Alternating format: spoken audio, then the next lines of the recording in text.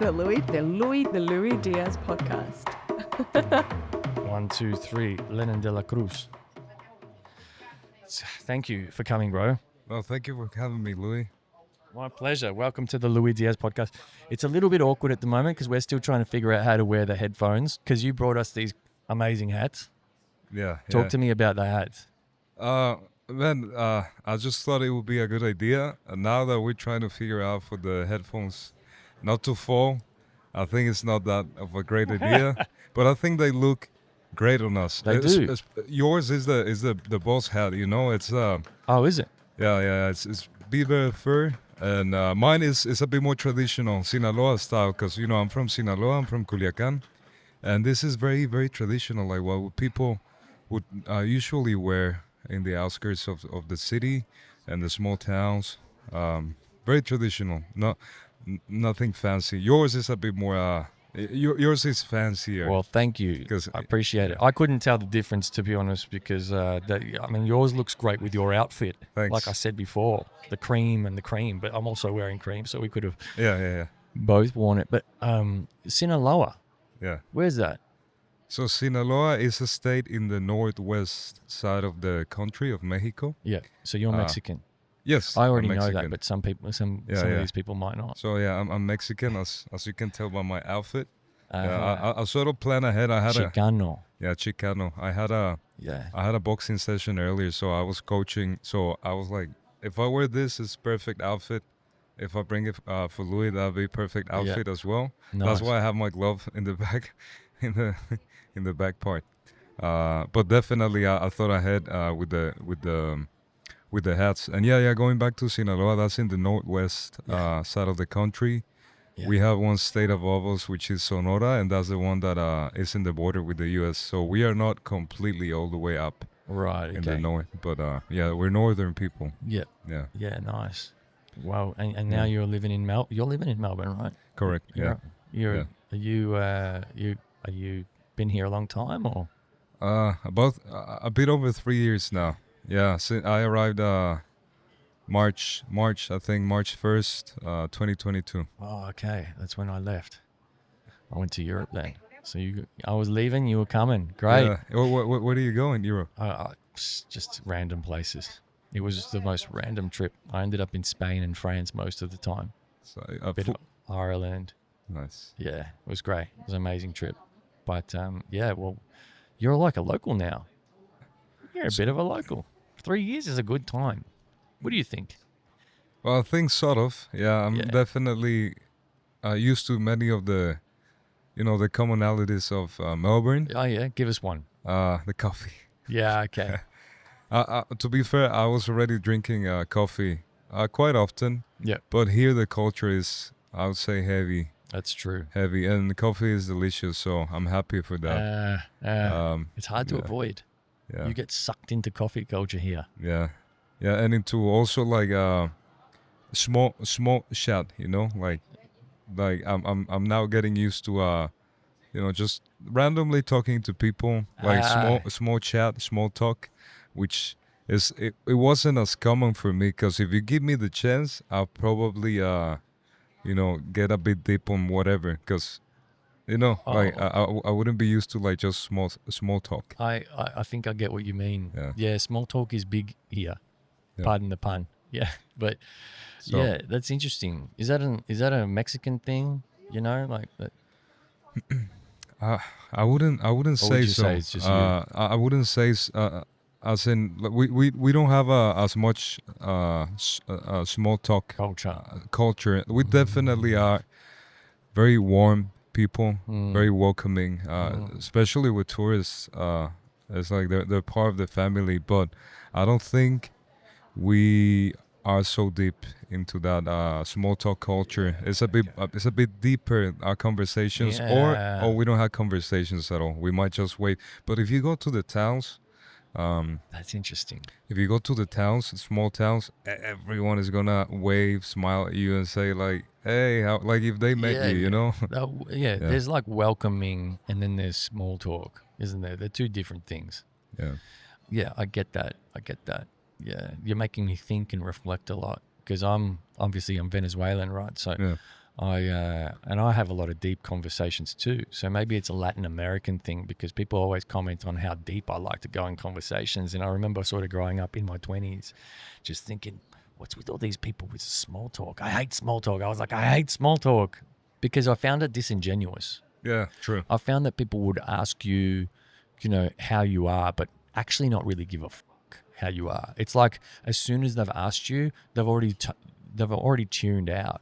Yeah. Like American Psycho, you could even just say something like, you know, completely horrific to them, and they'd go, "Yeah, that's great.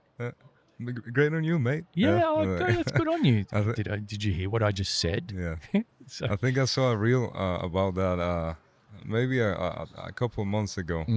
Yeah, where they like people will be like really trying to reach out because they'll be like having issues or whatever. yeah. And it'd be always the same type of answer, right? Like, yeah, great on you, man. Like, have a good day. Yeah. But yeah, I get what you're saying. I think it's also a cultural thing. Yeah, maybe because of your roots, you have a bit of that. Yeah. I don't know. Might be. Yeah, well, I recently reconnected with my dad after 33 years, and he's still in Venezuela. Wow. It was 33 years of we lost touch with each other completely. And what I learned really quickly is that he likes to get deep quick. Yeah. You know, the pleasantries, you'll get the pleasantries out of, hola hijo, ¿cómo están? ¿Cómo están todo? ¿Cómo está tu hija? ¿Cómo está mi nieta? All of that basically for anyone listening is like, hello son, how are you?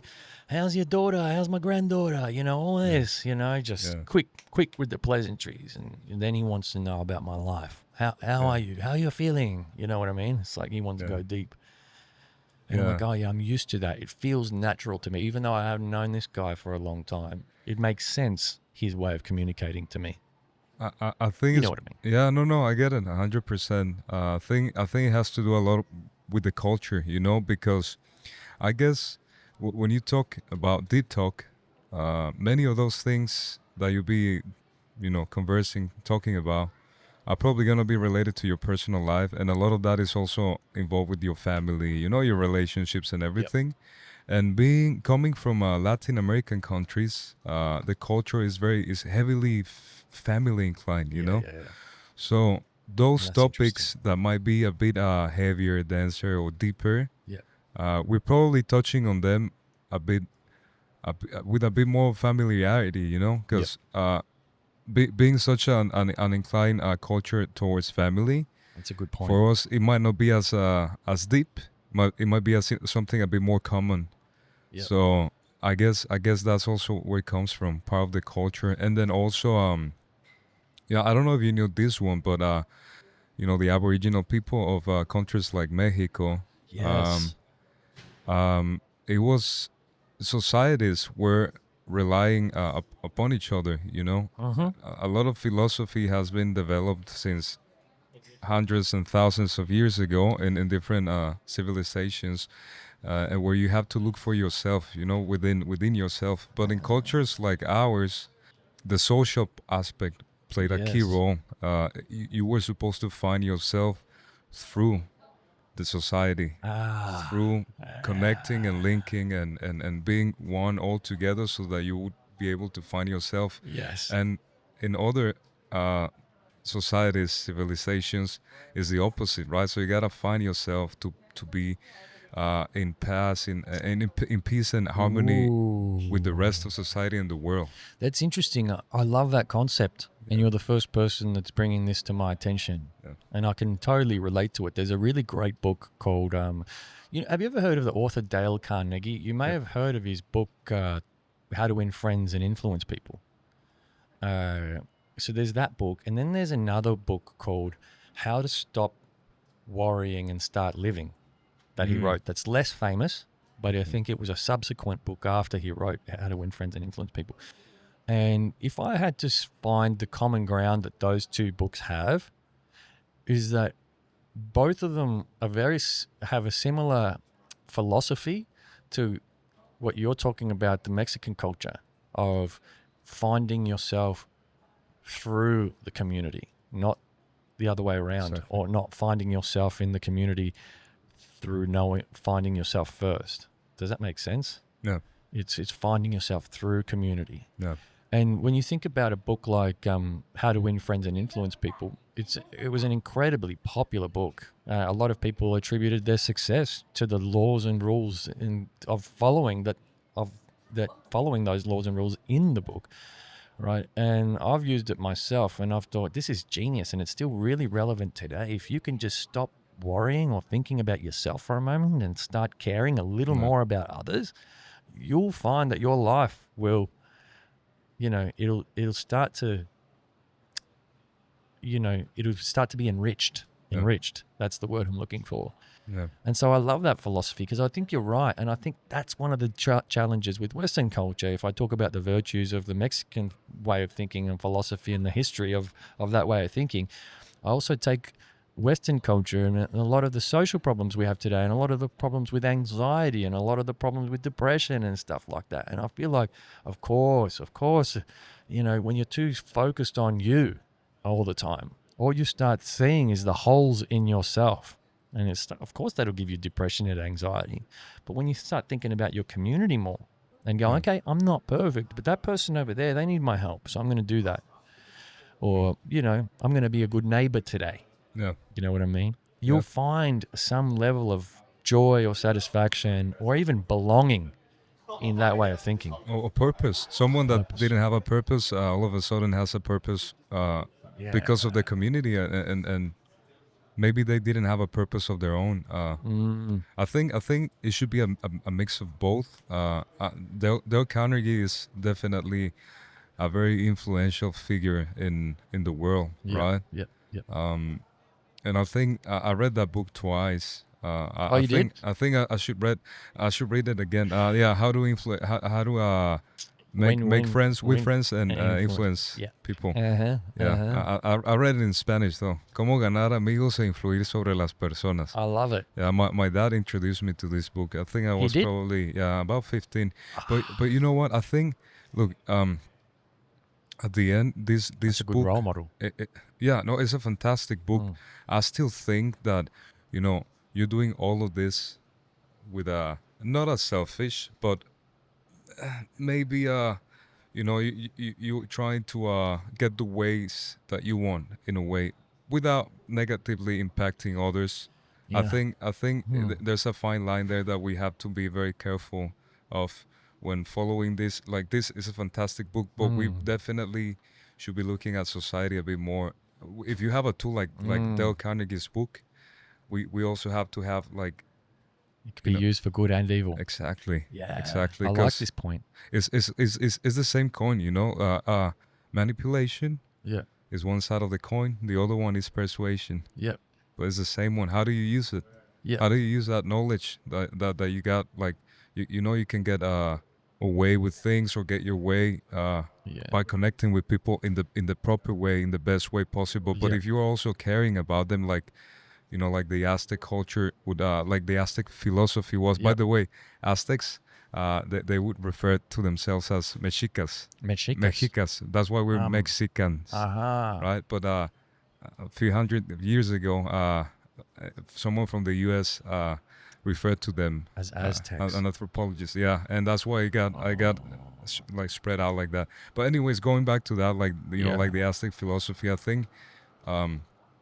If you do it with the purpose of, doing good for your community, there's definitely gonna be a greater impact. And then things like you mentioned, things are gonna start to, flourish, and people are gonna be open to you. They're gonna come to you. They're gonna help you out. I think. Yeah, I totally agree with that. I love your point. And while you were talking, it really made me think, because I think the same way as you think. I think that you can get knowledge on how to enrich your life, and it can be used for good, and it can be used for evil. And just as you were talking, I was just kind of reflecting on that point, and in relation to that book, How to Win Friends and Influence People. And I honestly, truly believe that he wrote it with a virtuous purpose. Yeah. And I believe that you can only use it, like if you're using it correctly, you can only use it with the virtuous purpose of wanting to connect with others and enrich everyone's lives in the ecosystem. If you're not, it'll come across You might be doing the things that it says to do, but it'll come across. People can tell. People, there's emotionally intelligent people that can tell. There's other people that have personality disorders like narcissistic or borderline. They can't tell. Like they have no idea. But emotionally intelligent people can tell. Well, you can tell when someone's being disingenuous. Yeah. You can tell. Yeah. Most Everyone. Yeah. Because the cashier at the retail store looks at you and says, "How are you going? How's your day?" And you know they don't give up. And you know that they're doing it because they've been told to do it. Yeah, it's part of the protocol for them. Which I think, like going back to small talk, I think it's part of the protocol, the system that has been established in a place like Australia. It's not bad. It's actually good because it's polite. It's part of the protocol. But that most of the times it's not like a genuine question. It's just like the protocol. You're following protocol. And some people might want to dive in deeper, but it depends on like the person and how they actually said it to you. If it was just part of the protocol of this person was actually interested. But I get what you're saying. It's you can it was written with a positive virtue at heart. And so and I think there's like if I think about other books, there's other books as well. There's other books too that you can tell the author wrote them to help advance only the life of the individual. Does that make sense? Yeah. You're like, oh yeah, this book, The 7 Habits of Highly Effective People. I read that too. I haven't read it, right? But I haven't read it, so I shouldn't be judging it. But to me, that already sounds like a very self-centric title. Now you could argue that How to Win Friends and Influence People is too, but I was just like, I would say there's levels to that type of self-development book. The Habits, good one, kind of like breaking down things and like starting off by like, making your bed type of thing. Whereas if you touch on Dale Carnegie's, it's something that transcends that. That maybe you don't even get to that level if you don't start by doing your bed, Yeah. You gotta start somewhere, but Dale Carnegie's it's another level. It's connecting. It's connecting. Yes. Self-improvement versus community centric improvement. Yeah, you're right. They're two different things. Wow, we got deep quick. See? Yeah, that's what we can do. It's because you're Venezuelan, man. Yeah, that's why. Because you're Mexican, bro. That's why. We're very similar. I never worn such a cool hat in my life. It looks great on you, man. You look like the boss. It's Louis a the little boss. bit, really. It looks a little big. It feels a little big, but it's okay. Like, I could get used to this. Yeah. My boss is going to see me coming into work with cowboy boots and a hat like this one day. I've changed. It all happened because of this podcast. I know it looks good. Like now we can change the name to Louis Podcast. No, Louis Boss Podcast. Louis Boss. I've been thinking about that actually. I've been thinking about, could I give this podcast a name? Boss, the Louis Diaz podcast, or like someone says, "Oh, you go on lots of tangents on your podcast." Tangents, the Louis Diaz podcast. But I'm like, I don't know if I'm going to change the name. It's too deep now. I think it's a great name, honestly. I was just joking about it, but man, you do look like a boss. That's the boss hat. So you just need the boots now. I do. We can always ask somebody that is coming from Mexico. This hat with these Vans, it doesn't really work, huh? Hey, it's Melbourne, man. Like, have you seen the reels? Like, oh, this guy's wearing like a bag. Well, I skate. Must be from Melbourne. Yeah. Yeah. There you go. Yeah. I actually do skateboard, so I'm allowed to wear these according to skate. I can't do a kickflip though, so some skaters think I'm not real, and others think I'm okay. Just depends. I've never done skating, so you're the boss. You're the boss, man. You're wearing the hat. I'm struggling with the headphones, but I'll try and not laugh too hard. So you found me on the street one day. When was that? I can't remember. Was that like January or something, Feb? Maybe like 2 or 3 months ago. What were you doing here that day? I can't remember. I've been working. Well, actually, this is the last weekend of the Outsiders. What's that? The Outsiders is a street art gallery that is up on Flinders Lane to your left. You just turn left from Hosier Lane. Yeah. It's literally that building. So I was working there. This is the last weekend. Yeah. Pop-up collection, fantastic. It's an amazing private pop-up collection. Yep. And not that I'm doing publicity because it's basically over by the time this thing comes out. This but- episode won't be out till like Yeah. August. Yeah. So, just saying, I hope some of you watching this have the chance to see it because it's fantastic, man. It's a private collection that the owners were kind enough just to put it out there for free. Really? And A private collection? Yeah. And is it So all I the was one working owner? there. It's two owners. It's Sandra and Andrew. Right. So So they're a couple. they're a couple. Yeah, they're great people. And they just got all this street art. Like, is it like pop art that they bought, that Yeah. they purchased? So they I think they were collecting for over 15 years street art because they were collecting more conventional art before that. And we had over 200 pieces in the gallery, and we did I think 4 rotations because they have 10 times that, so they have over 2,000 pieces Oh, no way. and over 35 Banksies. So they have 35 Banksies? I think over 35 Banksies. Yeah. That's wild. These Yeah. guys are sitting on like a gold mine of an art collection by the sounds of it. Yeah, no, those are expensive artworks. Yeah, so that's what I was doing, man, that day. I was just handing out flyers because, look, we're called invigilators. Yeah. Or we were called, anyways, invigilators. We're supposed to take care of the paintings, and take it. Also, like, if people have questions or they're looking for something specific, we just, like, guide them, right? But we're trying to protect the artwork in a way, indirectly. Yeah, sure. We also have security, of course. But yeah, that's one of the things that I would do. Like, they would send me out here Yeah. quite often. I think I was one of the ones that was most of the time outside. Yeah. Just to get people in, man.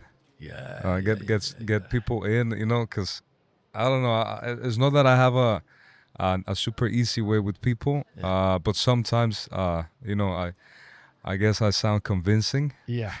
Might sound convincing. You've convinced me. I'm thinking, I'm going to try and find some time today to go to this. Then definitely, it's worth it, and it's free. It's free. Yeah, that's really interesting. I'm trying to understand the idea of putting together an exhibition of work that you're not selling. You know what I mean? No. I don't understand it quite yet. So I think the couple, they're big players in the street art world here in Australia, and in Melbourne, of course, is widely renowned, because of street art, right? Yep. Despite of that, Melbourne doesn't really have like a designated space for this type of things. I mean, this is an open canvas, right? Yeah. So there's the street. So what you're saying is that there's the street, or there's NGV. And they're doing Monets and to Picasso exhibitions, and there's nothing sort of in between that can take this actual, maybe canvas art that these street artists have done and display that. I think you're right. Yeah. You're right. So that's exactly right. Yeah. So it's street artists that have recreated some of the work on canvas, or that they have like the original work. I don't know, on a piece of door or something like that. Like a sculpture made out of scrap metal, things like that. So there's not really a designated space for that. So that's what they're trying to push for, and hopefully we get it. They get it. Yeah. So I'm working for them still right now, but I'm not in the gallery anymore this week. So tomorrow's the last day. So you work for this couple? Yeah. It sounds like you do a lot. Like you got a lot going on in your life, man. Yeah, sort of. Yeah. Then I have to find my way here. So yeah, I have to do many things. Yeah. Okay, so it's part of like you trying to find your way here. Yeah. Part of it. Yeah. And just make. How do you say it? make my way. Make my way, or meet ends. No. Make ends meet. Make ends meet. Yeah. Yeah. Is there a saying for that in Spanish? Let me think. Oof. My brain is not working. I don't know. It would be probably. There has to be something like that. I just cannot come up with it right now. Just to get by. Sí, como lograrlo, hacerla, encontrar la manera. There's got to be one, but I just cannot think of it right Encontrar la now. manera, find the way. Yeah. Yeah. That pretty much that one. Quite literal. I do surprise myself how much Spanish I can understand. Yeah. And how long do you practice, man? Like, really, I didn't. Yeah. So the journey was we dropped our Spanish altogether when we came here. We weren't like the other Latinos, that That speak Spanish at home. No. We were different. Mum married an Australian guy, so, English was spoken at home. And so we lost it really. But whenever Mum was just with my brother and I, just in the kitchen, giving us instructions or around the house, she would sort of speak to us in Spanish. So I didn't realize that I was subconsciously absorbing a lot of Spanish and I was understanding a lot of Spanish, but I would always reply in English. Oh, okay. So by the time I got to my 20s, I was like, oh yeah, I can speak Spanish. And then I opened my mouth and nothing came out. I was confused because I was like, wait a second. I know some. But then what I've learned, like in my late 30s, was that there's a huge difference between comprehension and actually speaking. Yeah. And you can actually understand the words, but you can't say them. Doesn't mean you can say them because you know this being a boxer, right? Yeah. You know about muscle memory. Yeah. Of course. A lot of boxing, when you're proficient in boxing, it's all muscle memory. Yeah. You just like spot the gaps and bang, and you're in this flow state, and then you just, it's a liver punch, and you didn't even know how you got there. You just did it. Same with speaking a language. If you have practiced it with your tongue, the tongue muscle, it will come out. I'd say it's even more complex when it comes to a language. I think you can get by with boxing, but a language definitely. You might be like you're saying, like you were listening to it, you understand a lot of it. But when you're trying to perform, it's like Yep. the cables in your head, they just flip. Yep. Right. It's way more complex, I would say. 100%. But I believe that the premise is the same. It's a lot about repetition. And so practice. When I learned that this was the way, I used this philosophy that I sort of developed myself about the tongue being a muscle. And what I did was, which is not a philosophy, I think it's a fact. And what I did was, listening to things like Joe Dispenza, right? Joe Dispenza talks about, how the body stores trauma, or trauma is stored in the body. Therapists still talk about that. Yeah. Trauma is stored in the body. Well, if trauma is stored in the body, that means memory is stored in the body. Yeah. That means muscle memory is a thing, right? So then I took this and I started doing Duolingo, right? I started doing Duolingo. But how I would do Duolingo was different to how anyone else does it, right? I'm just Spanish and French. Okay. And I wanted to pick up a new language from scratch to see if this theory of mine worked, right? And so I picked up French, right? And basically what I did was every single exercise, even if it was a writing exercise or a listening exercise, I would say all of the words to build the memory in my tongue.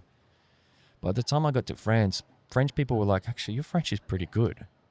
And I was like, 90 days every day for maybe about 2 hours, hardcore, 3 years ago. And I can still say stuff. It's muscle memory. It's muscle memory. And then, and just like with muscle memory, it can fade away if there's not, it doesn't fully fade away, but the way you would perform it, it just doesn't, add up, and then it gets unlinked. Is that the right word? It becomes way harder, especially with languages as well. Yeah, I think so. But if you go intensely enough, it's very hard to remove this from your memory. Yeah. It's like a tattoo. It's somewhere in there. You just gotta tap on it again. Yeah, and you'll get it back. Yeah. Yeah. If you're just relying on, let's just say, intellectual memory, like something to be stored in your brain, I can see how that. Can disappear over time. Here's another theory, actually, and I've talked about this a couple of times on the podcast. One day they were testing out an experiment on some elderly people in a nursing home to see if there was ways to quell or to slow the progress of Alzheimer's. Right. And so in this experiment, what they did was that they decked out all of the nursing home in paraphernalia or things from their era when they were young. Right. So imagine you walk into a nursing home and it looks like a period piece from an old movie. Yeah. Right. Old clocks and old photo frames and old things. these people started to remember things. Their memory started coming back, right? Why? Because now they're actually in a physical environment that reminds them of the times when they did things. So all you ever need to do, if you want to stay young, right? Because the human being, our organism, has evolved. You know, quality of life has evolved so rapidly, so much more rapidly than we actually have. So if you want to stay young, just remember all the things that you did as a kid, right? And just keep doing those. Sing the same songs. You can learn new stuff, right? But sing the same songs, talk to the same family, you know, do the same things, celebrate the same occasions, you know, and you'll stay young, right? Your brain will stay in a way where it's like, oh, yeah, this is familiar, this is familiar, this is familiar. Familiarity. When people get Alzheimer's, it's where you wake up one morning and things are so unfamiliar. Yeah. And the way that the world is moving today, like, are you kidding? Like how rapidly things are evolving? Our generation, us guys, you're 30-something, right? 32, yeah. 32, I'm 40. Man, we're going to get Alzheimer's real quick if we don't figure out how to keep ourselves young, you know, because things are just going like that. You know, they always just go like that. Yeah. But then I pulled out the Red Hot Chili Peppers album that I bought when I was 12 years old, my favorite CD, and then suddenly, all of the memories of when I was listening to it came back to me. The lounge room I first listened to it in, the mountain I was climbing when I listened to it on tape, you know, the smells. No, I think you're tapping into something like I'm no expert, but you know, is the neural pathways and how you stimulate how you stimulate them, right? Is like the muscles, like boxing. Is basically just keep on like transferring that information, those electrical shocks, like synapses. Just keep on stimulating them so that they stay strong enough to be connected, right?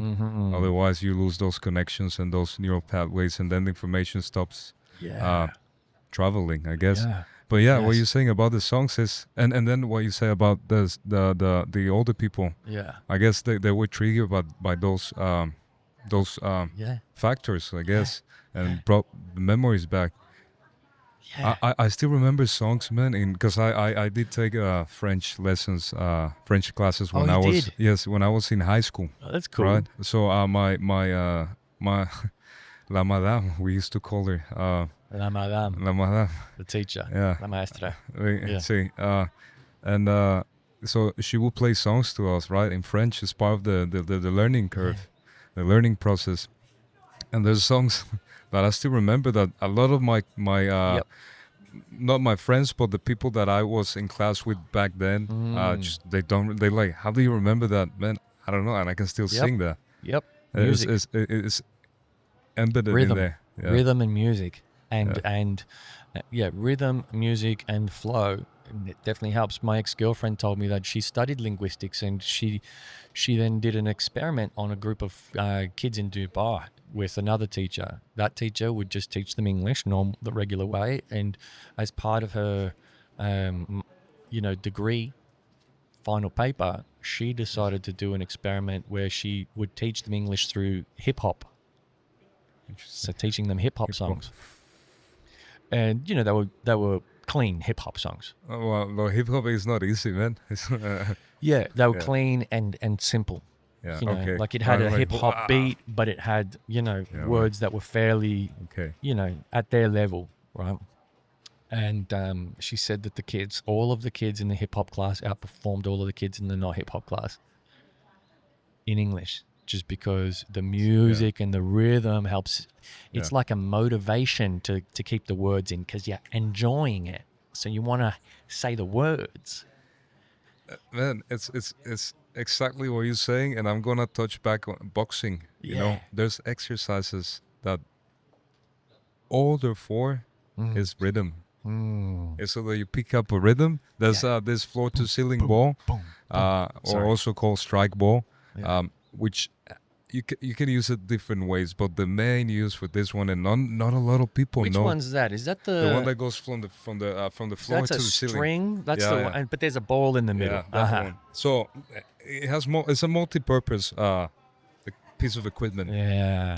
But the main function, and not a lot of people know this, is for you to build up rhythm. That's so interesting. Interesting. Because if you build that rhythm, then that's what happens. Your performance is enhanced, right? You know what? It's like dancing, huh? Yeah, It's that like- too. I'm just Yeah. imagining, because I used to go to this boxing gym in St Kilda, you know, PCYC there in St Kilda. PC, no. It's Maybe, on- maybe. Yeah, No, it's I on don't think Inkerman so. Street in St Kilda. There's a boxing gym as part of a gym called PCYC. And they used to have this equipment there, but I never took boxing lessons, right? But I used to see this thing, and I used to be like trying and hit it. And I was like, okay, the only way that this is working is if I sort of go that way and then that way and then that way and just wait for it, because it'll go that way first. And that, yeah, it's like, oh, it's kind of like I'm doing a little dance. Yeah, you no. know? And then you can change the rhythm as well, man. Like, and then you're building up onto a different type of rhythm of punching or of moving as well, because you gotta punch and move. So yeah, then you can that. Man, this makes me think so deep. But it makes a lot of sense, because what you were saying about picking up a rhythm, hip hop, and then they just enhance their performance. It makes sense, because there's a lot of things in sports like boxing and other sports, I'm sure, where you're just doing things for something like rhythm, or you just wanna improve on that area so that it helps in everything else. So, yeah. That's such a good point. You know, when I put my science hat on, what's this hat called? That one is called Great Divide. It's a statesman, but it's Great a Divide. Great Divide. It's a statesman, and it's a Texan type of hat. This is a Sinaloa type of hat. Okay. But, This is Texan. Yeah. Well, I was trying to take my Texan hat off, my Great Divide off, and put my science hat on, right? You look at everything, and you study physics, you study that everything is in waves. Yep. You know, sound waves, radio waves, and light waves. It's all about waves, yeah. Yeah, and Wavelengths. wavelengths and rhythm, and they're rhythmic. Yeah. You True. know? Yeah. True. Like this. This is mind-blowing stuff. I didn't know where we were going to go, but I'm glad I'm here with you. I am struggling with the headphones a little bit, but I'm enjoying wearing the hat, so I'm going to persevere. Yeah. No, it's man. Mine's. I think mine. Yours are settled. My ears are big enough for them to hold them. You know. Yeah, I Well, got a skinny head. Yeah, I still get like I feel like I'm not completely like relaxed, just because I'm trying to take care of them. So Yeah. I'm here like Okay. Yeah, But no, man, no. if you want to take it off, no worries. No, man. I don't want to take it off. I like wearing if the boss if you hat. need to take it off so that you can put them, don't worry, man. It's I want to wear the boss hat. the boss. So, all right, cool. Well, let's go back. You were born and raised in the northwest of Mexico, Yeah. and then talking to me about life growing up. Life. Oof. Yeah. Then we're gonna get deep. Life is a very different reality, man. That's the way I put it when someone asks me, and and a lot of people here that know about Sinaloa, they don't know it for the best reasons, right? They know it for the bad reasons. And You can say the and same about Venezuela, right? Yeah, true, yeah. And so you might be familiar with this Yeah, as well. I understand it. But some other people might get like a little bit like fanatic, because Sinaloa, that's a place of and I'm like, yes, that's where I come from. And then I try to explain the best way I can put it into words is a different reality here. You grow up completely different, and then and then you have particular stories. In my case, my story, my upbringing was a bit too rough, in neighborhoods that were not the best for raising up someone, maybe, and then also in environments that were probably also not the best, Yep. and then seeing the things that you see growing up, experiencing firsthand as well many different type of experiences and things, they just shape big way, I guess, your psyche when you're a kid. So that's why, like, I think a lot of people from where I'm from Culiacan, which is the capital city, and also from the state of Sinaloa, they are shaped so hardly in the psyche that we have our own very like specific culture in that state as well. But I think a lot of people don't even go out, you know, of the state or the city. Some other people do, and that's sometimes done through education as well, and then they have the resources. But I guess what I'm trying to say is it's a mentality that sometimes gets you locked in, you know. So it's just very different, very very different. Growing up with all of those type of stories that you might have heard of on the news and maybe seen in a couple of TV series. But when you experience them, real life, on a, I don't know, you're a kid and it's the morning, you're going to school and something happens, or you go, it's yeah, it shapes your perception, and then you get to a place like this, which is, in my opinion, a wonderful system that has protocols like, you know, being as respectful as that, even if there's not that much meaning behind it. You know that it's a system that is trying to establish in a way that protects the integrity of their people, you know, and then Australia is gonna try to keep on following that, and that's amazing, and it's something that people like me, like us, who come from this type of places, we what's the right word? We like not love, but maybe cherish so much, because we don't take for granted what you have in here. If you grew up somewhere else, like where I'm from, right? It's like this is a lot of people here take it for granted. A lot of people here, I can see it, and it's okay, because that's where you grow up. That's all you know. That's what you know. But if you're there to like have a broader mindset and mentality and look outside, then you understand that, hey, this is a great place. Let's try to even make it better, right? But let's try to do it with the right, you know, ways, right causes. So it's just a different reality. And I'm glad to be here. I love to stay here. I love to be part of this place, and, you know, keep on giving the little, like, what do you call it? Like the small grain of sand that I can bring into this place. My 2 cents, we would say here. My 2 cents. Bring my 2 cents. Okay. So I was being literal from Spanish. Maybe you know this. Mi granito de arena. Similar. Yeah. But yeah, my 2 cents. But yeah, it's just different reality, man. It's something that yeah, I definitely don't wish on anyone. And we have a lot of going on right now. It's how to talk about What in the world. yeah. And also where I'm from, it's been over, I think, nearly 300 days, getting close to nearly 300 days of it's still a war zone, and it's waves in where I'm from, in Culiacan, in Sinaloa. It's been a crazy hectic time. So yeah, there's a lot going on, very bad things going on in other sides of the world.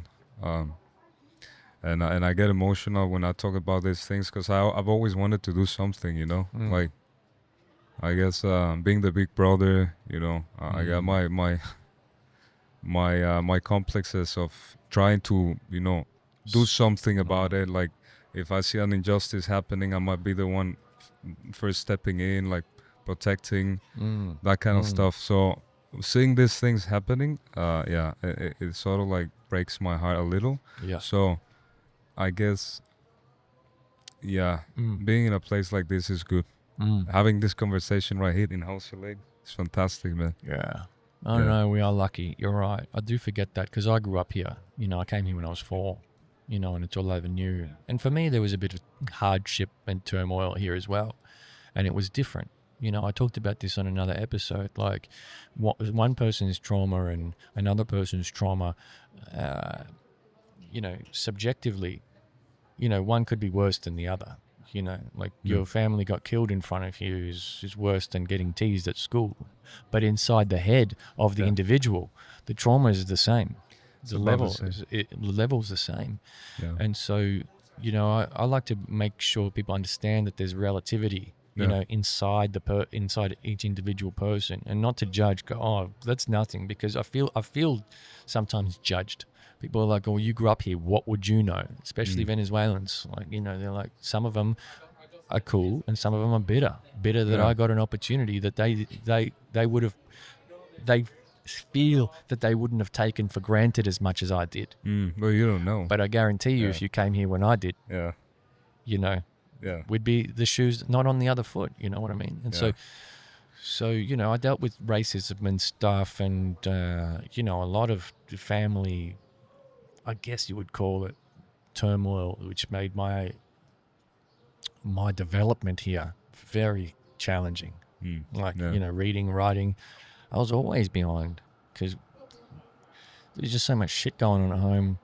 I'm in a new country. I don't even speak English yet. You know what I mean? So it's like, it's relative. That too it has an impact. Like, your main language was by that time Spanish. Yeah. Then you had to reshape everything. Like, new neural pathways, let's put it that way, new circuitry.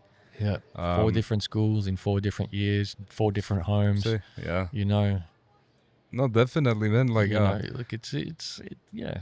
I like, you know, just out of respect, you know, I'm not saying that to sound like a victim. I'm just saying to understand, you know, because I like to understand other people and their perspectives. So when I see someone like me or an Aussie, when I see an Aussie that's like, you know, definitely looks like they're taking it for granted, I don't blame them because I know that they, you know, that, you know, every life, you know, has its challenges.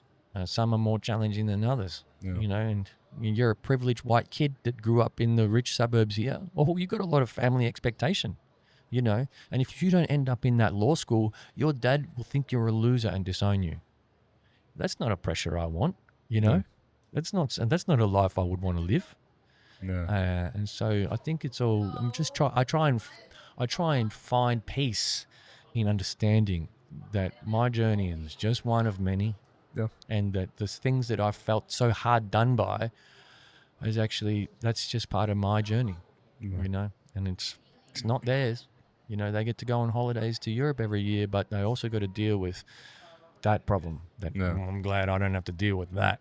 Yeah, no, it's a different system, brings up different type of challenges, and when it, like you said it, when it comes to traumatic experiences or trauma, it's still trauma, completely different. You could even say levels, but at the end, the outcome is virtually nearly or if not the same. The way we process things, and it might sound like, come on, man, like look at this guy, like I don't know. You got everything. You got everything. You're born good looking. You're 6 foot tall. You're rich. You know what I mean? Like, you got the best school. You got a hot girlfriend. You got it all. Yeah, but it's the system, and they're fucked up. Some of these guys. Yeah. You're like, what? What? Like how? Like, man, But you know what? You played the game of Monopoly, and you started with hotels. Yeah. I was giving I don't know a bean for one of the little toys. Like, I didn't even have the toy, right? No, but it is a system, and I think, in my opinion, is the system that you're standing on, the platform you're standing on. That's what dictates a lot of your journey in a way. But then you also shape yours, because you do. You know, coming from where I come from, the things that I've got to experience, good and bad, and then have a processed it, and have never like really accepted that reality. I know a lot of people grow up here and that's their reality, right? Well, you can also come to terms accepting this is not the world's reality, right? Yeah. And if you become one of those people, then maybe your perception is broader than you can actually look at, you know, and try to understand other people's perspectives or opinions, hustles or whatever, in here and outside this country. Same with me. Like, I didn't take that for a reality, because I knew that wasn't normal and nothing close to ideal, you know. So, thank you. Thanks. No, thanks. I'm thank good. you. Thank you very much. Thanks. Thank you. Thank you. Thanks. You. Thanks. So yeah, I guess yeah. That not accepting that is what also allowed me to think beyond, and that's one of the reasons why people stay stuck in there, because they accept that reality. But if you start, you know, like reading and seeing things, I'm lucky enough to have a computer when I was 10, so I would look for my own answers, even if the teachers couldn't give them to me.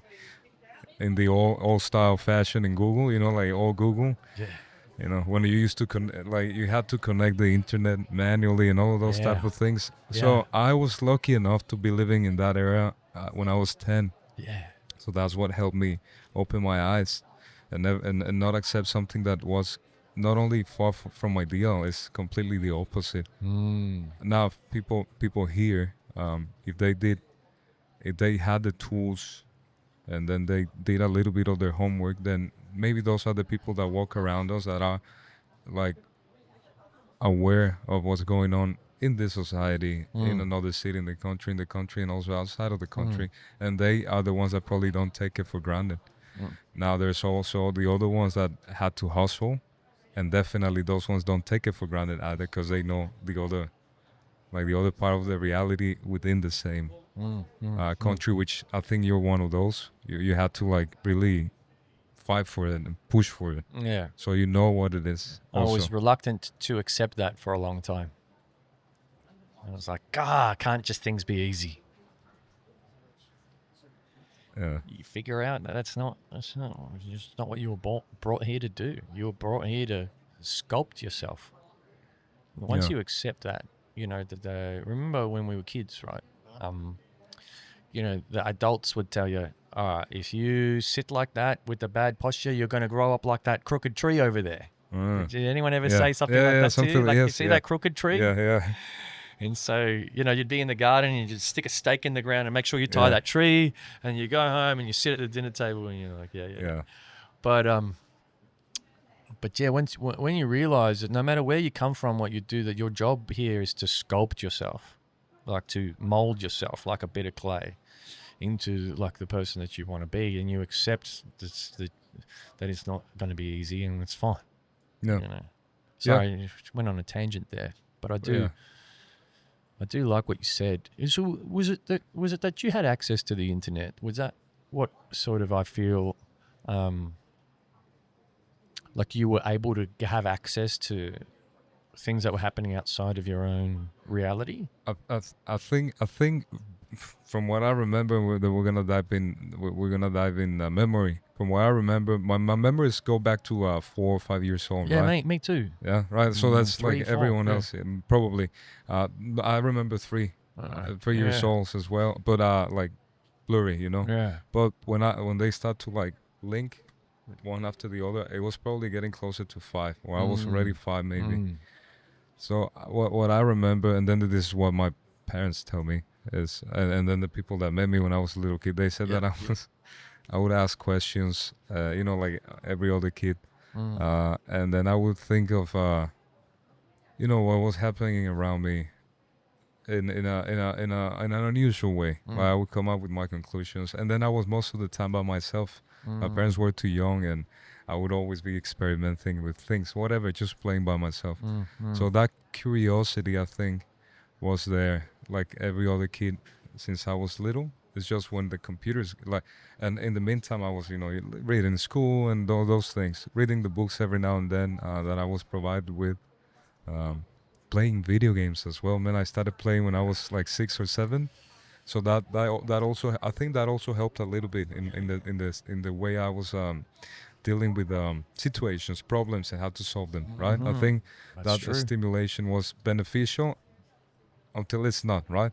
But yeah, that's true. That's true. Yeah, just being by myself, that helped. And then when I had access to those computers, I think that's when when things changed. Yeah. My perspective, I think, of things. Yeah. Yeah, well, that's good that you had that. I've taken my headphones off. It just means I need to listen to you very carefully. Feel free to do the same if that works for you. Who's calling me? I bet you this is my daughter. Oh, yeah, go for it, man. No. No one important. Yeah, interesting. So, all right, well, I'm curious about when you got into like boxing and that then, because I imagine that when you're brought up in an environment that is rough, like you described it to be, that, learning how to defend yourself is imperative, really. Yeah. And, Mexicans are famous for their fighting spirit and their fighters. Yeah. So, it's also part of your country's culture. Yeah, I think that's a cultural thing when it comes to boxing. Definitely styles in this type of sport in a way are interlinked directly with the type of culture you're coming from, and that's why our style is like it is. You know, it's like a very straightforward, pressure, never stop, always keep on moving forward type of style. Very aggressive, which is part of a Oh yeah, Mexican fighters. I'm watching them in the UFC all the time. They never The stop UFC. coming forward. Punch Yeah. them in the head. They keep coming forward. we shouldn't be getting punched that much. That's something I'm trying to work on here with the people that I'm Defense. coaching. By the way, we do have a lot of defense, a lot of active hand defense, like blocking, catching, and a lot of head movement as well. But sometimes you get punched and you're like, "Is that all you got? Yeah. Come on, man, you can do better." And then you just keep on moving. That's the Mexican. That's it. Yeah, that's like the attitude, right? But you have to take care of yourself. It has to do a lot with the culture. It's like never stop moving forward. You know, a lot of pressure, and it's technical. A lot of combinations and a lot of head movement and a lot of the body work. It's basically trying to win the long game. You know, that's why it's fitted perfectly for the pros, but not for the amateurs or the Olympics, because it's only 3 rounds in the Olympics. So it's very fast Oh, paced. is it only 3 rounds? Yeah, Oh, I didn't realize that. in the Olympics, and the amateur style. So it's so related to that culture. It's shaped like like with the individuals, right? The experiences of like of a society. You know, like what is this term called? The collective psychology, right? Of a state or even a country. Yes, yeah, that's been shapes- coming up a bit lately. Yeah, Collective psychology. And also the individual one as well. It shapes, of course, the experiences you live as a collective or as an individual. Shape they shape you, you know, and shape the way you think and the way that you act. They give you the tools. The system actually gives you the tools. It's up to you if you shape it in one way, and then experiences might add a little bit here and there. But in when it comes to boxing, it definitely is very interlinked with the fact that we are this type of culture that is always, you know, hardworking, going forward. Is linked with it's a very mixed society, very mixed.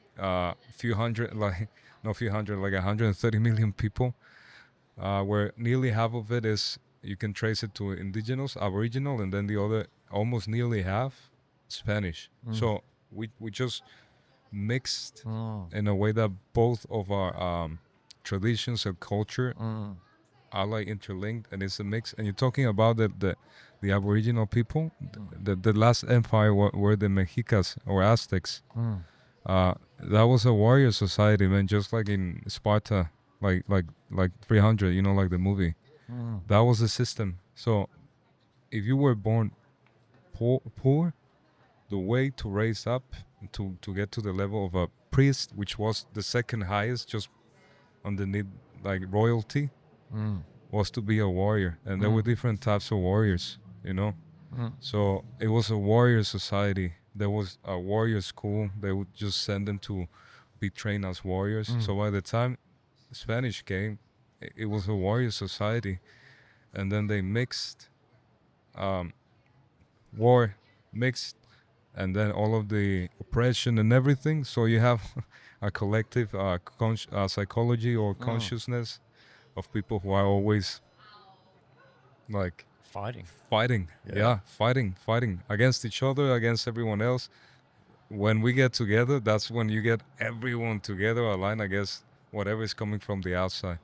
Well, which strangely ever happens, except it's sports or something like major. But that's like the collective mindset, I guess, that translates into a sport like boxing, and then that's why we have this type of style. I could like break it down like what exactly a Mexican style is, and maybe Chavez is one of Julio Cesar Chavez Senior is one of the greatest he's the greatest Mexican boxer ever. Okay. And he's from Culiacan, Sinaloa, from the town from where I'm Really? from. Yeah. Which era is he from? So he fought in the 80s, 90s. 80s, 90s. Mainly, Yeah, okay. a bit of the 2000s as well. But I'm not that familiar with Mexican boxers, but I do know Juan Manuel Marquez. Marquez beat Pacquiao, right? Yeah. They went on. He's also one of the great as well. But yeah, so I guess that's and now when it comes to me individual, I guess I grew up watching the sport with my dad. Oh, you did. Yeah, watching the sport. My mom never liked it. I wanted to try it, but she didn't let me, so she got me into other sports. When I was 5, I was doing swimming and karate. Tangsudo it was called. But karate is different, you know. Yeah.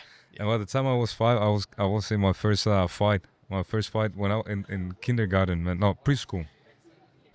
And I didn't even know boxing, man.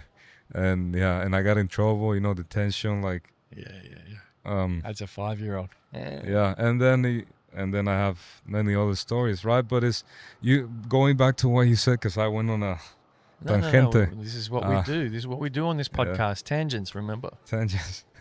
Going back to the sport, man, I even did taekwondo for nearly 4 years, and I did it competitively, and then I went to two national championships, national cups, and then I won both of them. But I had to decide between soccer. Soccer was like my main passion. I played for like 13 years, football we call it. Yeah. So I decided over football. Yeah. And then I didn't end up in boxing until past my mid 25s. Yeah. Right. My mid 20s. yes. Yeah. So it's been about 6 or 7 years for you now. Yeah. Back in boxing. Huh? Like I've watched the sport ever since I was a little kid, and I used to have conversations and arguments and discussions with my dad. Because being as analytical as I was, I was telling you, from a little kid, like I would ask questions or see things differently. In boxing, we would have arguments, man. Imagine me like being like a little, not a little kid. Maybe I was already over 10, but I'll be like, nah, Dad, like this is happening because of this. Look how he set it out like this, and blah blah blah blah blah blah blah. So I was always very analytical, man. So when I got into boxing, it just clicked, and because of all of the other sports, it's like this. And because I had been in a lot of street fights as well. Yeah. So it's like, yeah, it makes sense. So that's so cool. It all comes together, you know. It's only when you get a bit older. That's the great thing about aging. You know, the great thing about aging is that if you are analytical, you start to appreciate all of the pieces of the puzzle that makes you. You know, you go, I didn't realize that thing that I did when I was 5, 6, 7 was going to impact who I am now. You know, and the things that happened to me when I was 15, 16, and the things I did in my early 20s. Then you get to your mid-30s, late 30s, and you start to think about why you are, how you are, and who you are. And it's like, it's all been there all along. makes sense, yeah. All the puzzle has just been put together.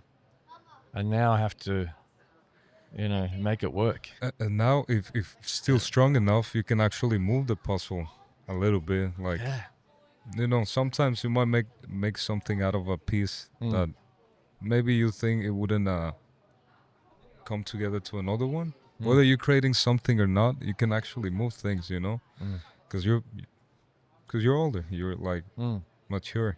Yeah. You know. Yeah, there's so much, I guess, attention placed on the virtue of youthfulness these days, you know, and not enough placed on the virtue of aging, you know, and growth, you know. And I just think, yeah, youth is nice, you know. We're all pretty when we're young, you know. Not really, not all of us. I wasn't. Not all of us, man. Not all of us. No, man, you're doing good. You look fantastic with that hat. I wasn't. Yeah, I'm doing better than I was when I was 20. Let's put it that way.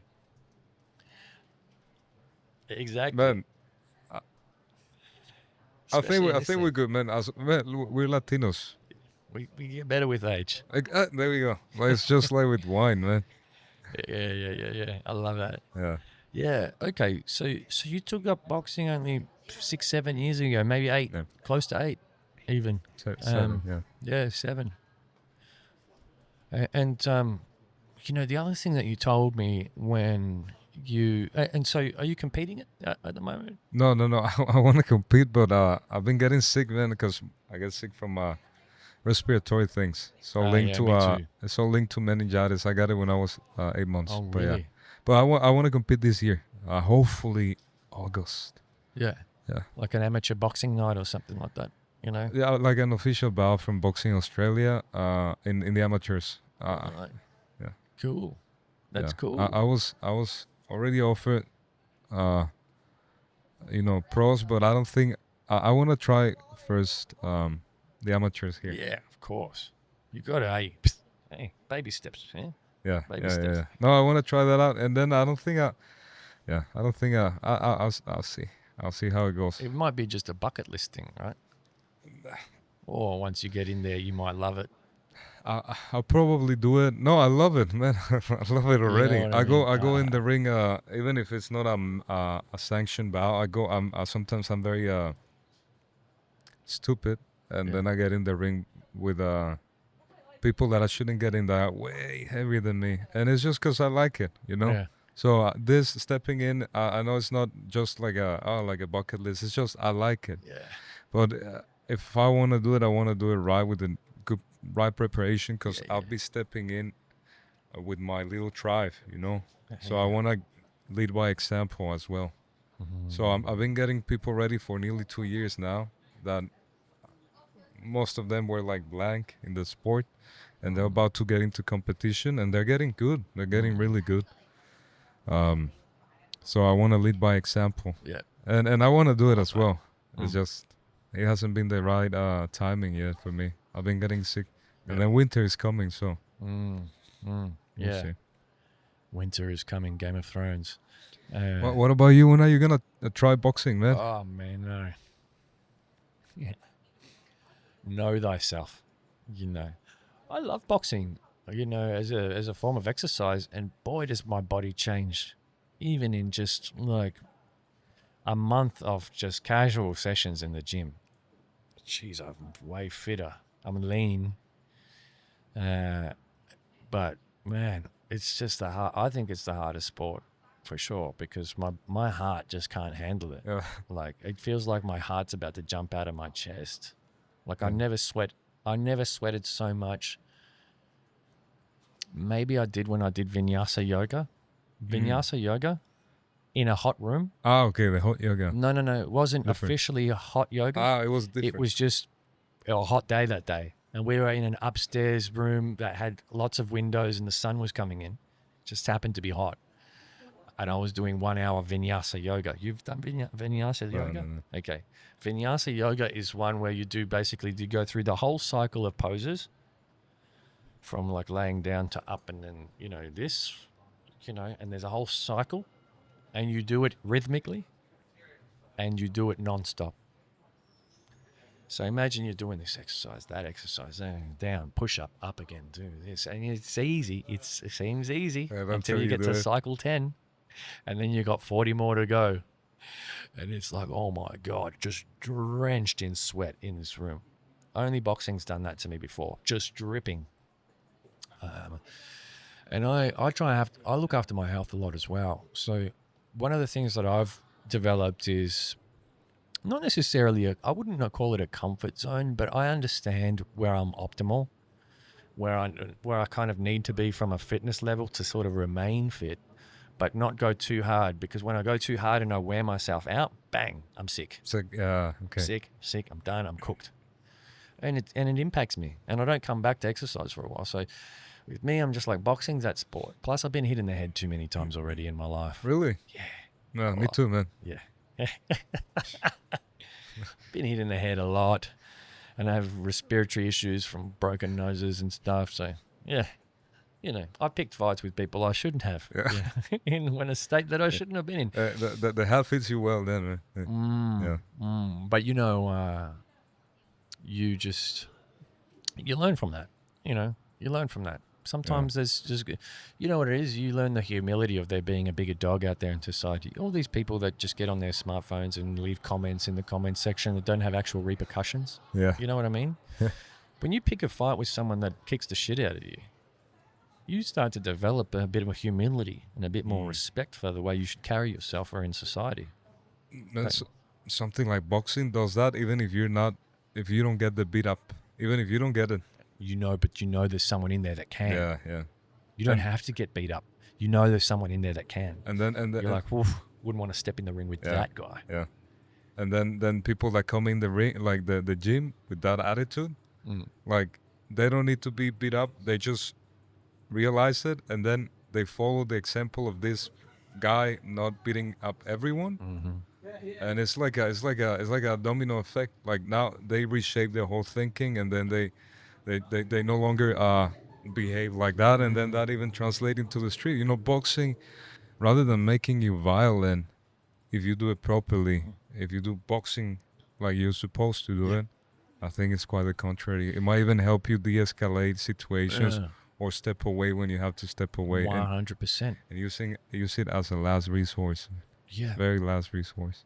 Because when you're exposed to violence, you know, like in a controlled environment like a boxing gym, you know, let's just say that there's a mediator there and you're about to spar. When you're exposed to violence, you're exposed to how you understand how quickly things can get real, you know. And luckily you're in a controlled environment. And, you know, for me, it's really about... Mexico. Sí. Mexico. Así. Bingo. Lindo. See you, mate. But you're there to, but yes, you are there to practice the sport of boxing. But as you said, you unintentionally get to an education in self-control and how to control yourself. And you see that by when people lead by example. Yes, you're right. And I love the way that you touched on leading by example before. But you also see it when someone doesn't respect that. And you see what happens to them. Oh, sure. Yep, you just beat up on someone. Someone's going to come and beat up on you. Yeah.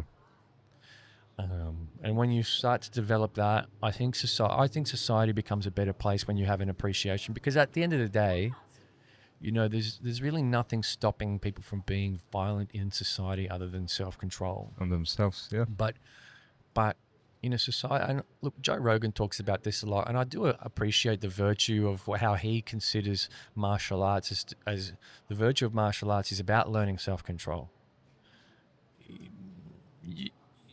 For the person with the wrong mindset, they might disagree, right? But there's a lot of, you don't want to be in a weak society. No, you want to be in a society where people can defend themselves and each other, but they control how they, you know, when and how they do it.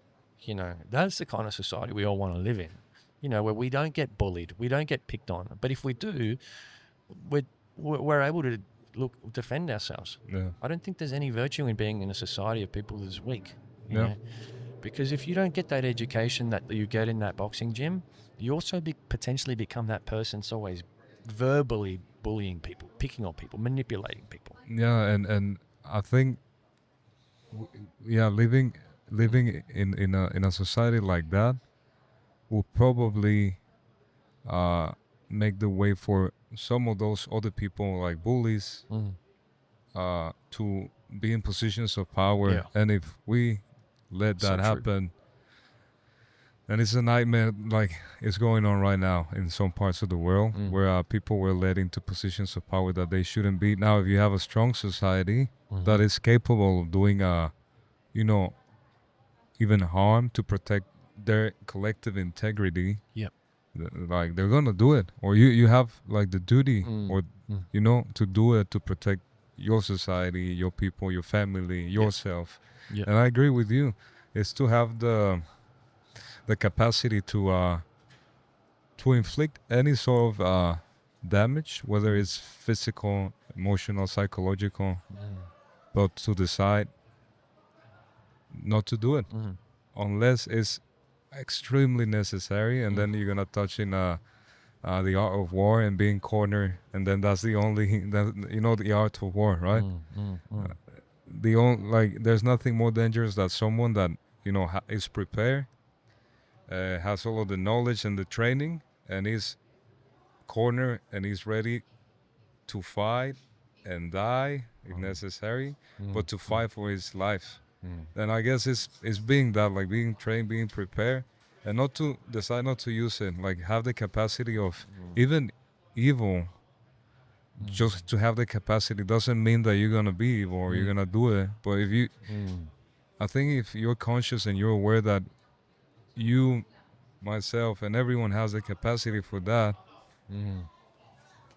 I think acknowledging that actually helps you stay away from it even more. You know, because you're now are conscious that okay, I could do evil, I could do harm, but I'm conscious about it, and I'll decide not to do it.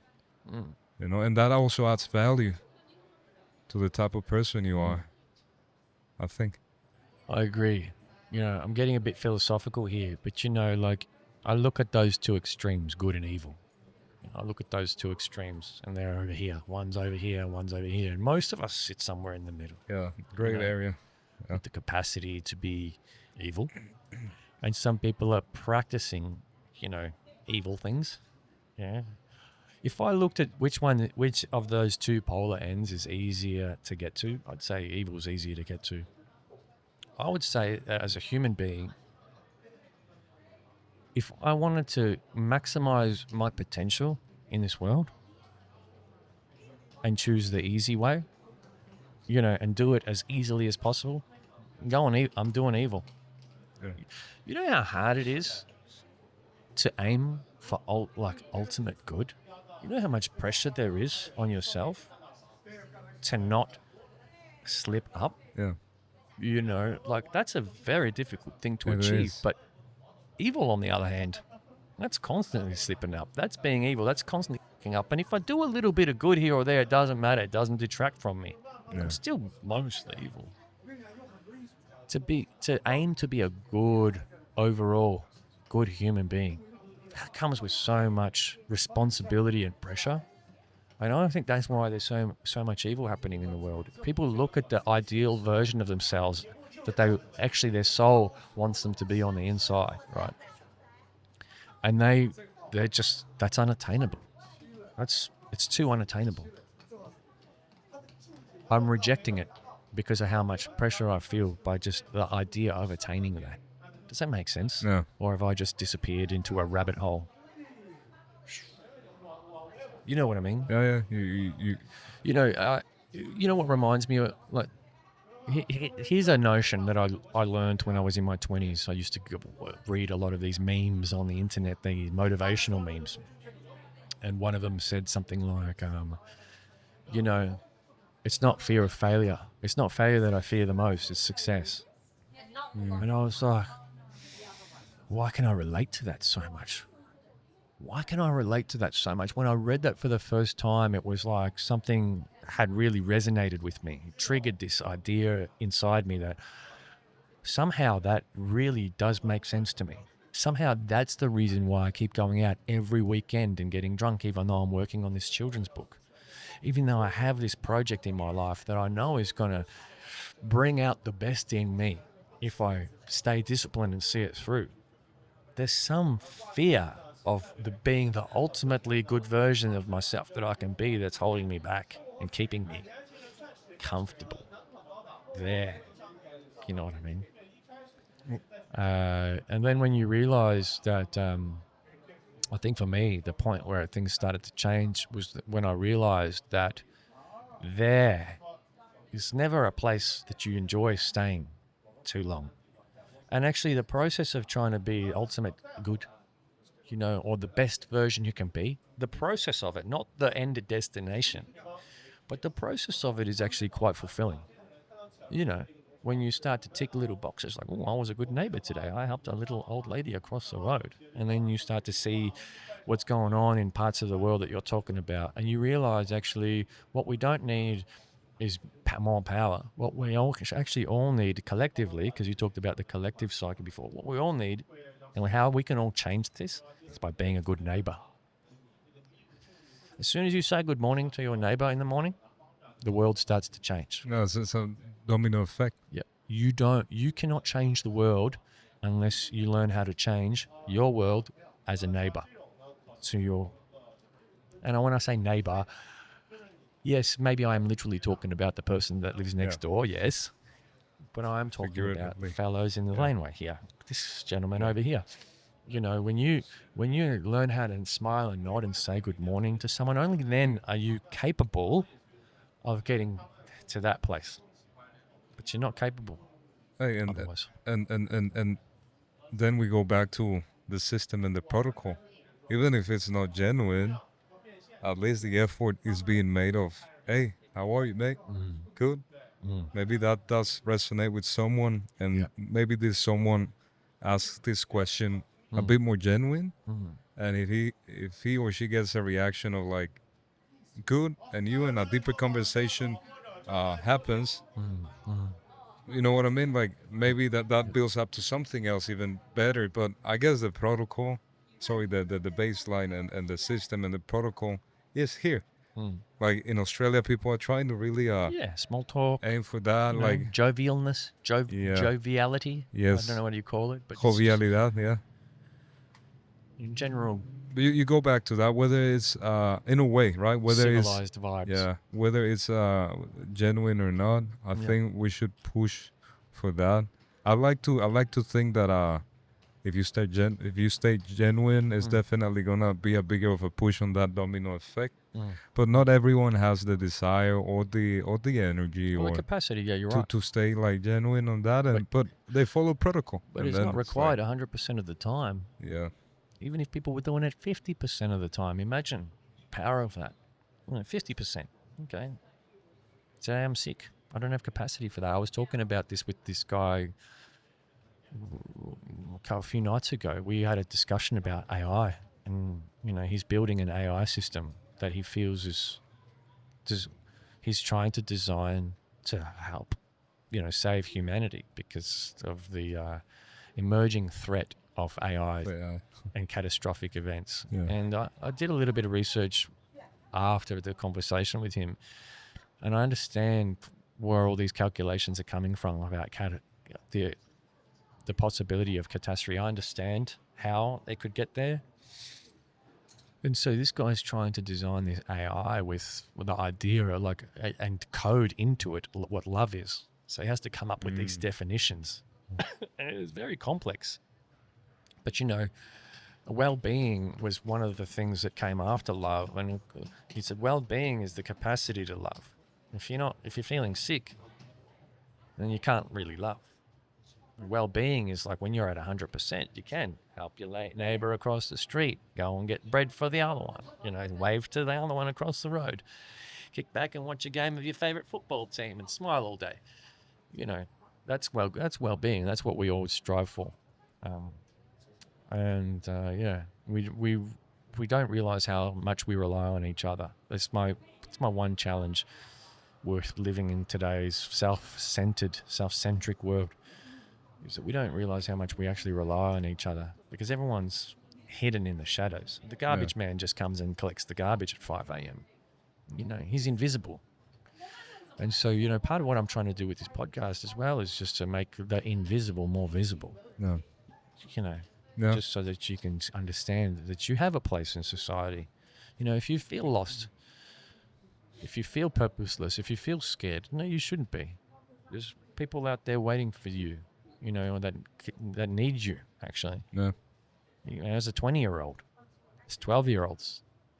As a 40-year-old, there's 30-year-olds. Or it could be vice versa as well. Like you can go up on the ladder. That's true. Like it can be 12. It's not just about age. Yeah. It's about experience. Yeah. Yeah. No, and or some like an older people might need younger people, because that younger person is gonna teach them something about themselves that they didn't really learn when they were that age. But I know what you're saying, and I think I know where you're getting. And connection, and that's the thing. I think we need to be connected. We're living in a connected world. Yeah. We've never been more connected. Yeah. That is getting disconnected. And it doesn't make much sense. Well, I always look at things in two categories: quality and quantity. And yes, the quantity of connectedness has increased, but the quality has decreased significantly. Yeah. There's studies on that, on text messaging, and how we are no longer doing as many calls as we used to, and then that quality of communication and connectivity is decreasing. and it's becoming less meaningful. And I think as we detach from the meaning of connection, conversations, communication, and as we detach from the meaning of words, things start to get chaotic.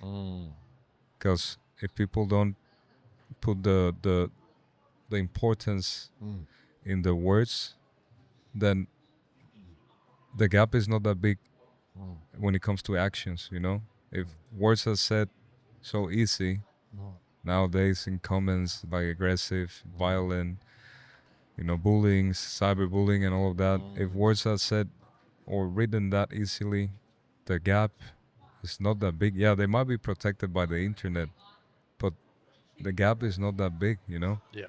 And then we detach from meaningful conversations, but also,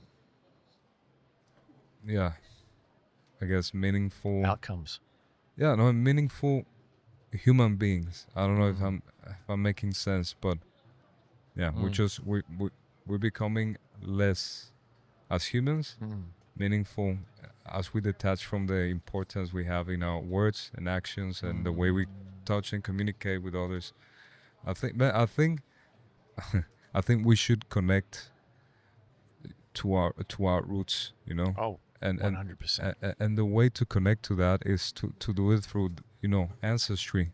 And in my case would be through Aboriginal people, you know, where I'm from. Or if I decide to stay here, will probably be through Aboriginal people as well. Yeah. So you gotta get that connection because they are the ones that were connected The roots to with the the land, earth, for exactly, sure. to love and worship the land, to preserve it, and then find the ways to be more efficient, smarter. We live in a technological society, right?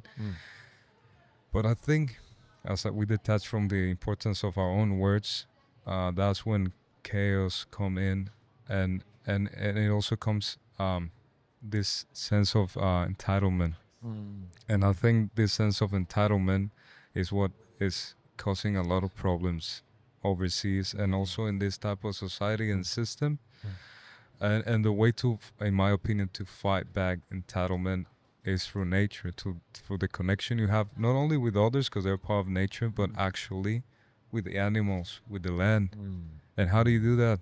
Well, through your culture and your traditions. Okay, what if we don't have a culture and traditions? Then you go to the ones that have a culture and tradition that is linked to this part of land that you are sitting and walking on.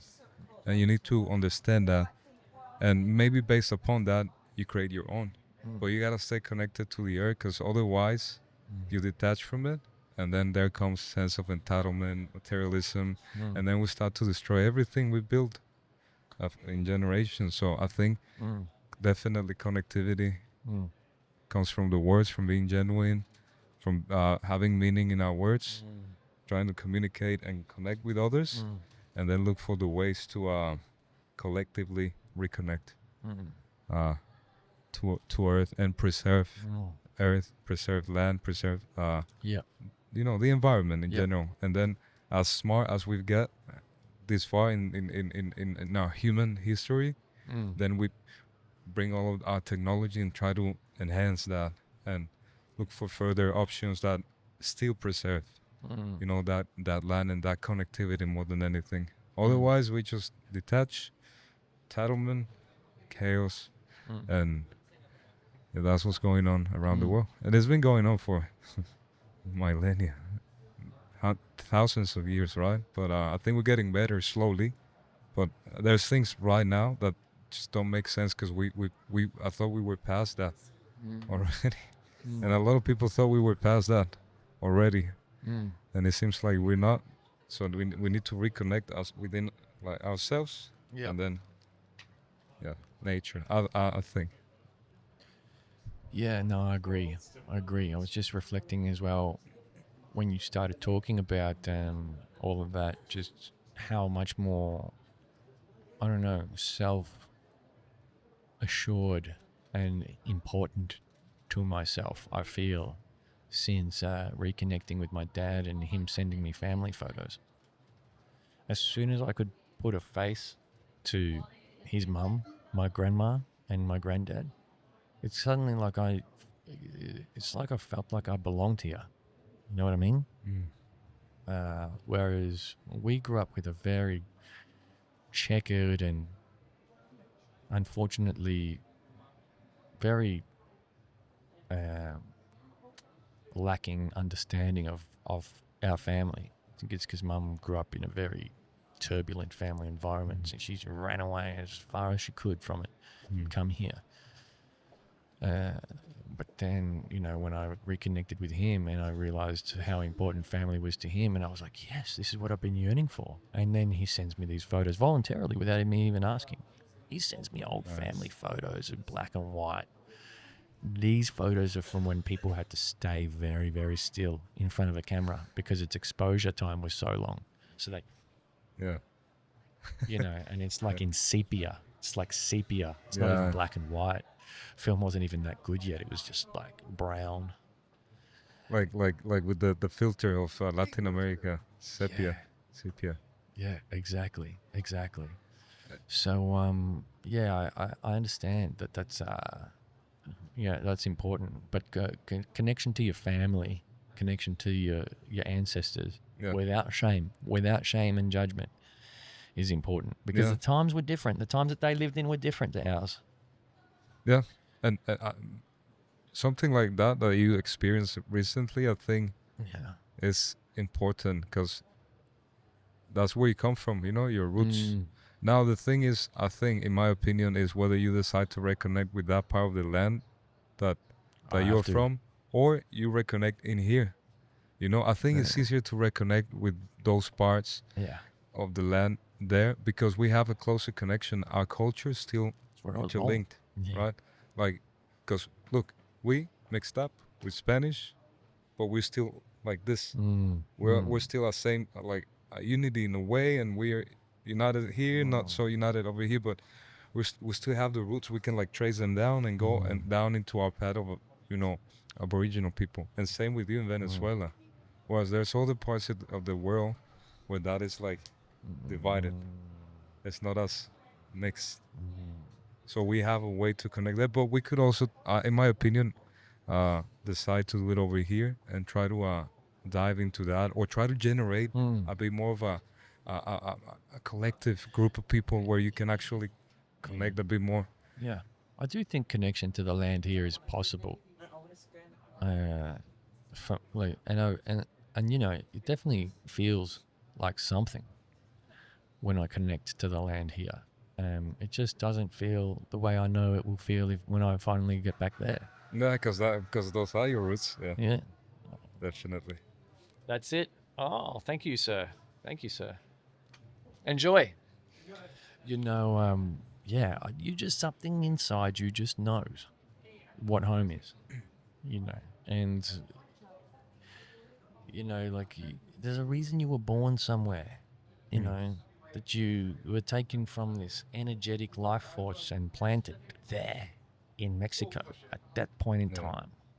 And why you ended up here as well. Yeah, for sure. And now you're reconnecting, right? So that's your journey. Mine, is I came here, and I know I'm coming back eventually, but I think my 2 cents, I have to do big part of that in here to be able to do some work with regarding to that reconnection in here, and then be able to take it over there, because it's like it's a turmoil over there, even if we are like this. So that's how I feel, anyways. But I look at you and I see someone that is reconnecting, which I think is amazing. Slowly, yeah, it's definitely and a process. You know, it's thanks to you know, this man that, you know, had very little to do with my upbringing, but still, you know, is my dad in the end. You know, and he's finding ways that are meaningful to him to connect with me, and they seem to resonate with me a lot. And so, it's great. You know, not to throw shade on my mum's side of the family, but there's just so many gaps there, and there just seems to be such a reluctance to want to connect us to our deeper roots. But he's all about it, you know. Like, here it is, pictures. Yeah, look, this is where you come from. This is You look just like your great grandfather. Pretty much. Yeah, pretty much. You would be impressed if I showed you a picture of his family. You look like one of them. I can see how I'm from the family. Yeah. Okay. Yeah, Yeah. No, I can it's see how I'm great. from the family. But then people say that I'm more like my mum's side of the family. Okay. Which there's definitely a lot of truth in that, but I can see how I'm part of that family as well. It's interesting, especially my grandma. I think she was very indigenous. She's very indigenous looking. Yeah. Man, you got the connection there. Yeah. I got it from my great grandma as well. Yeah. My mom's side, she was indigenous. Yeah. So Yeah. there's something there. We need to, not only for like protocol, not only for respect. Well, yeah, for respect, and part of it is protocol, but for our own sake, man. As individuals and as a society, we need to reconnect to our something. land. Yeah. Because that's the way to fight against entitlement, which is why we're in this situation overseas. It's just people thinking they are entitled, that they have the right over land, matter, people, everything. Yeah. You it's just like with boxing, man. You avoid as much as you can fighting. The more you learn about it, right? You avoid it. Yeah. So the more we learn and connect with nature, the more we're gonna avoid all the things that go against it, and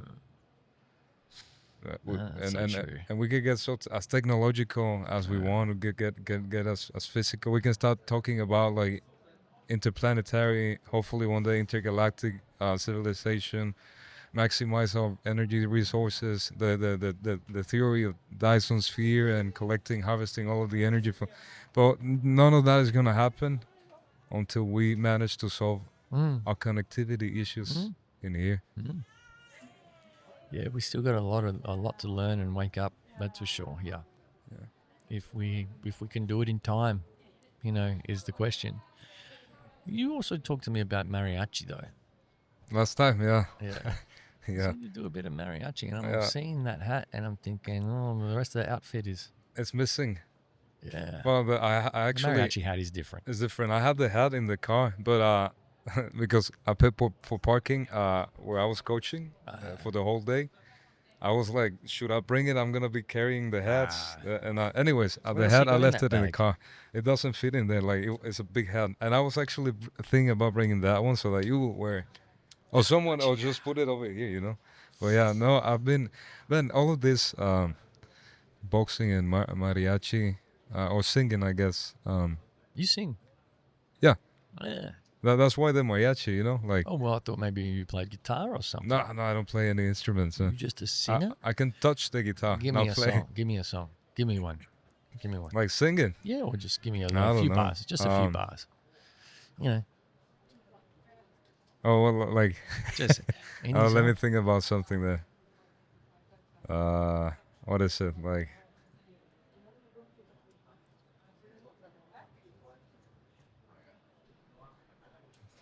Te quiero, lo digo como un lamento, como un quejido que el viento se lleva por donde quiera. Te quiero, qué pena verte perdido, como quien pierde una estrella que se eleva al infinito. And then I go. That is beautiful. Quite high. Quiero que se oiga mi llanto, como me dolió perderte después de quererte tanto. Ay, después de quererla tanto. Diosito, dame consuelo. And then you get like, para sacarme de adentro esto que me está matando. Ay, ay, ay.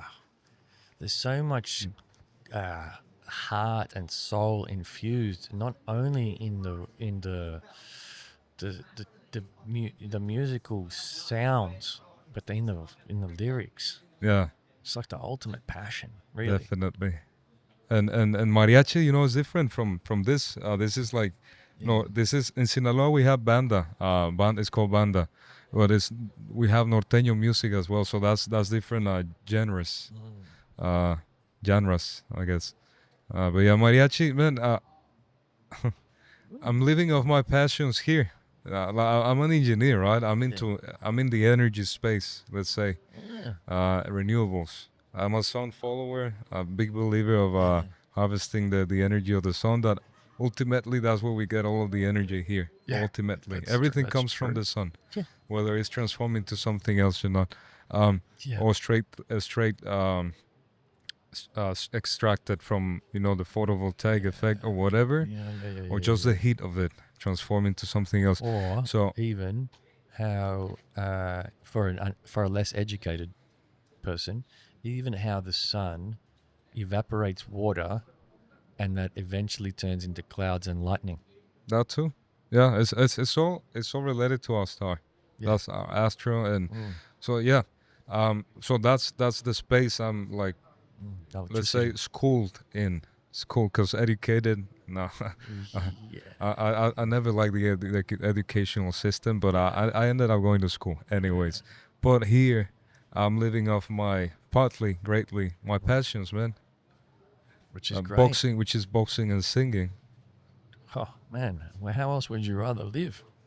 You know, you're keeping fit, strong, healthy, and singing. And So good for the soul. yeah. I haven't been singing lately too much, but yeah. When you sing like that, your energy bars are going up. You know, I could see them. Yeah. No, and then I start to sweat. Really? If it's a really like emotional and heavy song, I sweat. Yeah. Damn, I didn't realize it could have that. Yeah. Fair. Yeah. And but yeah, I guess That's interesting. man, Australia, that's in my how I see it, is it's still a land of a lot of opportunities. Yeah.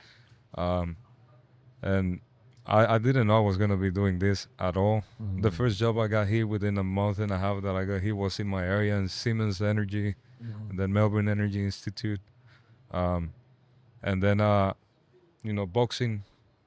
I wanted to fight when I got here for the uni, but it turns out they didn't have a boxing club, so I co-founded the club. RMIT. Melbourne Uni Boxing Club. Melbourne Uni. So now it's a big club. We have a few hundred of students involved. Really? I coach there. I'm the head coach, co-founder. We're trying to take it to the next level. We're gonna be competing. A few of the guys are competing soon, and the same with my mariachi. Like, man, I just love singing from when I was like 2 or 3 years old. They would get me singing. You know, my parents, my uncle. And what a gift! What a gift! but it's not like I sing very well. It's just I can sing. Hey, he's gaslighting us now. No, truly, I need to take lessons, man. But I'm getting there. I'm getting there. Please, comparison is the thief of joy. I'm getting there. I like. Okay, he's staying humble. That's all he's doing. He's trying to stay humble. I truly believe I need to. Of course, you're always improving your craft. No one heard you just then. You can't fool us. You're all good. We're getting there. But anyways, thanks, man. It's deflect. Deflect. Doesn't like taking a compliment. Yeah. No. It's good. I'll take it. But I know I still have to work a lot on it, and that's the truth of it. It's not even me trying to be humble. It's the truth. Yeah. I have to perfect the craft. I like that. That's respect for the craft. Yeah, no, and respect for something I'm that. just taking the piss, you know. Hey, and then it's something that I didn't really do it in Mexico. I would every now and then I had the chance to sing on a stage for a certain event, or even at once I stepped in a stage at one of my cousins' wedding. Things like that, you know, very sporadic, rare. But it turns out I get here and I love karaoke. And my roomie, the first year that I was living here, like she likes singing as well, so we would do karaoke. We went to this party, Mexican party, and she goes like, "Hey, Lenin, he sings. I'm like, nah, shut up. I don't want to sing here. No, sing. Big party. Boom, they get me singing. They put me a mariachi hat. And from then on, like every now and then I get a call. Hey. Really? And they get me into the, like the Mexican society. They get me in the events. I sang at the Fed Square I may have seen atrium. you. Uh, I may have seen you yeah. So without realizing that was you. Before knowing I was ever going to meet you, yeah. I may So have seen you. Yeah. and the last one was, they brought the Frida Kahlo museum Yeah, into Bendigo. So that was the last one I was gonna go to, but I woke up sick. And my throat was gone, man. So I called them, hey man, I'm sorry, I cannot do it. And it was a shame because that would have been a great place to be performing at. Well, I missed maybe it. there might be another chance. But yeah, You never know. it's I don't know. It's this happened without me really. That's the universe, bro. That's the universe. That's yeah. fate. When it needs you to discover something that is a talent of yours, it will find a way. It will find a way. Even if you're reluctant, even if you're avoiding it, it'll find a way. I'm still avoiding the singing, by the way. The boxing I have embraced. It's like it's not my purpose. It's not part of my purpose here. Part of it to build this platform, to help reconnect, to help get people off the wrong path, and try to bring them back into controlling and learning about themselves through this community, through boxing, through the Mexican style boxing, and it's a 10-year program now, a project. That's crazy. It's been 2 years already. So I'm trying to introduce our style and hopefully embed it into something of the already existing, let's call it Australian style, to build up a new style of boxing. That's awesome. I need to hear more about this. Yeah, Yeah. hopefully. Explain it to me over a tequila. Yeah, we can do that. We can do a tequila episode. Yeah. Oh, that would be great. Great. Yeah. And we wear the hats and everything. Absolutely. I got the big ponchos and everything. I got man. a poncho too. Yeah. Yeah. There we go. And we can have a bonfire. Hey, I got my friends who play also guitar. We can get them to play. I'm there. Just tell me where to come. I'll be there. That'd be a great When. night, man. You name it. That'd be a great night. Watch Singing. some boxing highlights. Yeah. Yeah. Well, I don't mind a bit of singing. Yeah. You just give me a lyric sheet. So And I know what I'm singing. I'll send you the songs so that you can listen to them and then you can learn how to sing them. Yeah. Yeah, I mean, that's such a beautiful song that you were singing. I think you need to embrace the singing. That's your, before you turn 40, that's part of your, that I can do, believe me, this isn't me giving you subjective advice. Yeah, I can sense these things. Part of your journey is to embrace the singing. Once you've embraced the singing, you've embraced the boxing, then, I've been reluctant to the for the singing soul. because it's, you know why as well, because it's linked to my voice, and But your voice is important. I know. When you haven't realized it yet. It's when you realize how important it is Yeah. that you become okay with it. Yeah. That's the thing. I have to embrace this because now I'm gonna have a voice through singing, but yeah, that is because it's related to my voice, and yeah. Yeah. There's self-awareness. I need to craft my words even further, man. Yeah. Wow. No. But you do it through the practice. Yeah. You do it through the practice. But like when a cat sees itself in the mirror for the first time. That's with the stage that you're at the moment. Oh shit, it's my voice. It's me. But once you embrace that, I think the hero's journey is about, you see the signs of the things that you need to embrace and follow and work on. And the longer you spend avoiding that growth, the more painful life is. Yeah. The more painful it can be. True. I do think that. When you, I tried. I've tried everything. I've tried everything to avoid doing this. I've tried everything to avoid doing this. I tried gambling. I tried drinking. I was smart. I could do all these things. I could do a lot of things. I was intelligent and educated. I was schooled. I was street smart in some ways. But no, there was only one thing I had to do was come and be a writer and tell stories and, be a publisher.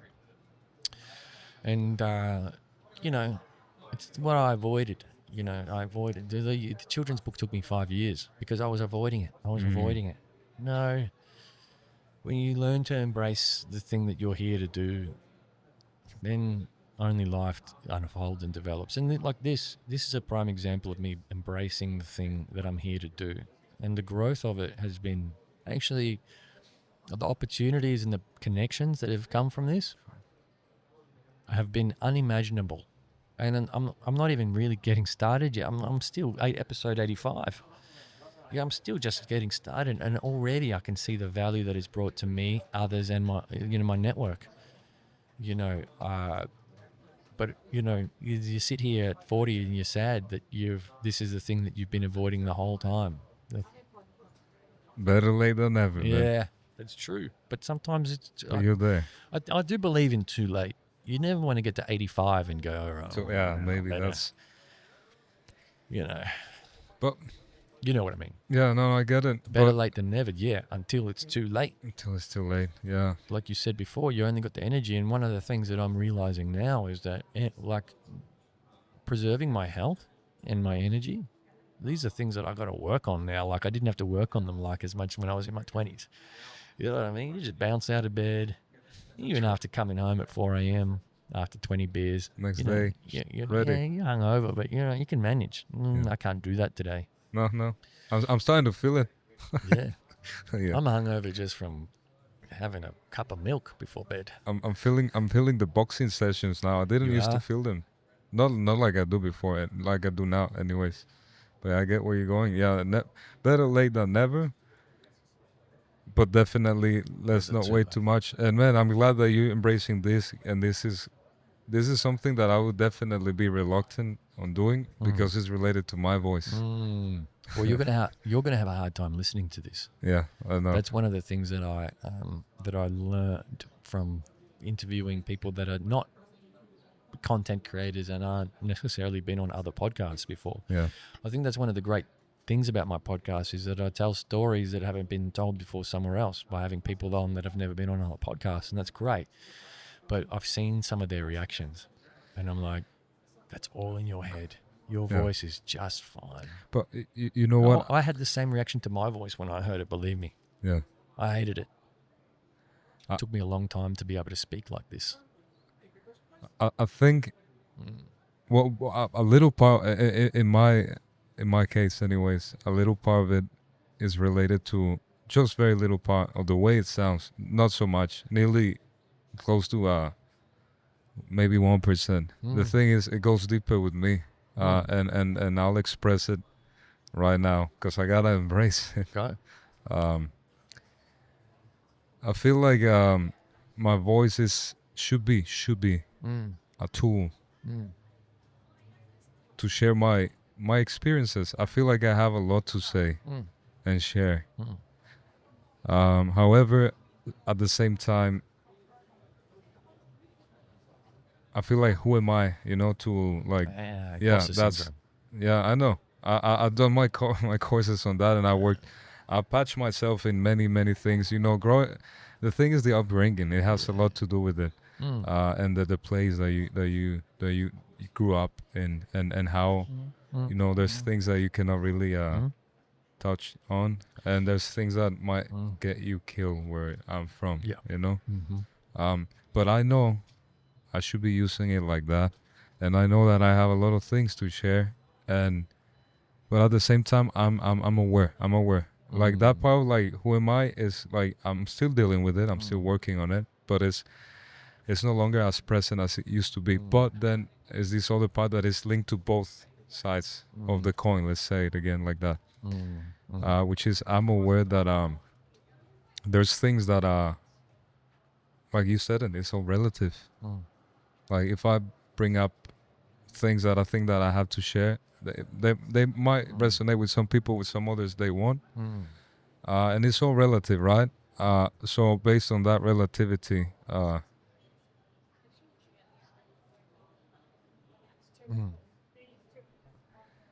it might not be the way I'm sharing them, you know. It might not be like that at all. And I know that we are individuals and our experiences are unique, each one of us. But I even though I feel like I have so much to share, I wouldn't just want to share it without being certain of what I'm saying. You know, I need to. That's why I need to craft my words, my message. Cannot just like. That's why I was telling you we need to be. We need to put the meaning and be like bring the importance back into our words. It's important what we try to share. Like what you're doing here is important whether you do it one way or the other. Yeah, but you can't be stifled by the idea or the pursuit of perfection as well.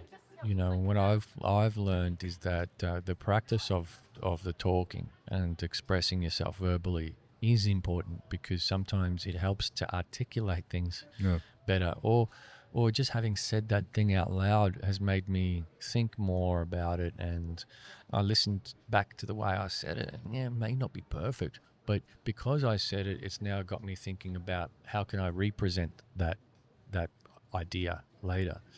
You know, it is a journey, you know, and if you don't start because you're you know, pursuing perfection here and you want to make sure you've got the thought really, really, you're kind of missing the point, you know, like you're missing the opportunity. And then as far as who am I? Like who is anyone? Like this existence is an illusion. It is.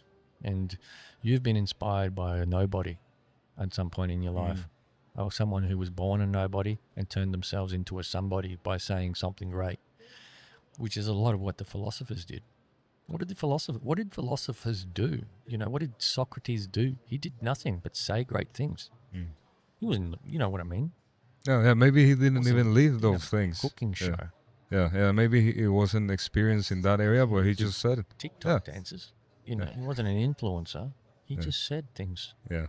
You know, he said things that he observed about life and humanity. So, you know, we are no one. Exactly. It's when you realize that you're no one and you accept that you're no one, it's fine. Like you're able to do something like this. Because this is the thing that people have a challenge with me all the time with doing this. Like, who are you? Who are you to do this? Yeah, I'm not Hamish and Andy. You know what I mean? I'm not bloody... Who else is famous here? I don't know any famous people. In the space, you mean? In podcasts? Just Joe Rogan. Yeah. Who do you think you are, Joe Rogan? I mean, no. Who are you? But I mean, it's not about me. Yeah. It's about the conversations that we have. The people. And I like what you said before. It's about leading by example. It's about showing how to have common ground with a complete stranger and how to have a conversation like this with someone you've never met before. It's possible. You know, where you see eye to eye. You know, even if you disagree on little things. Yeah. To focus on the things that you find, you know, common ground in. That's very powerful. It's misunderstood. Maybe when I get to episode 1000, it'll start to catch on. 85. We're getting there. To go. Then 100 is going to have to be something like of a celebration. All right, that's a good idea. Maybe episode 100. I've got this tequila. idea of doing it on the back of a boat. Really? On the Yarra, yeah. It's a party boat. Tequila. I'll invite my guests. Mariachi, man. Well, you can sing. We can do it. Yeah. That's a good idea. We need to start planning for episode of 100 because it's only 15 episodes away. Man, what? For real, I'll get on it. It'll be January-ish. I reckon January, December. My birthday is January 9, man. All right. Okay. Hey, really? Like, you just give me some. That's all I need. Give me some tequila, and then I'll be singing. Some sparklers. I'll sing for 100 for your episode 100. Okay. On me. All right.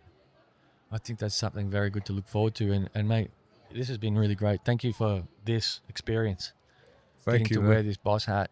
And you've looked like a boss the whole time, and yours too. And No, Been thank great to have you. Thank you for having me, for giving me the opportunity to, use a little bit of my voice Yeah. that I've been very reluctant on doing, Yeah. of using ever since I was a kid. But this is a great opportunity, and I appreciate that, and I appreciate you having me here and having this meaningful and deep conversation with It's been me, good. Oh. and hearing about your stories as well, man, and your reconnection journey. I think we're on our own journeys, and I wish yours is as fruitful as you wish it to be, and you find whatever you're looking for in that journey of yours. Yeah, thank you, man. I really Yeah. appreciate it. And thanks again for coming. And has it felt like 2 hours?